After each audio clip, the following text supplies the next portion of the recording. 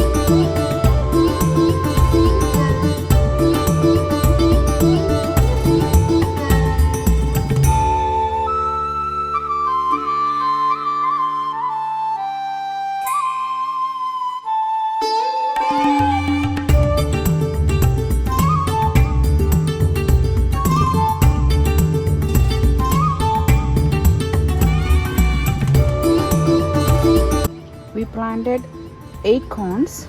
7 of them survived. As you can see, cone has both male and female flowers on the same plant.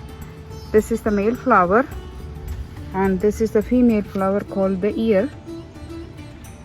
It's pollinated by wind. The pollen falls on the ears to get pollinated. I just wanted to grow corn to see their life cycle, how they grow. It's interesting to see them grow.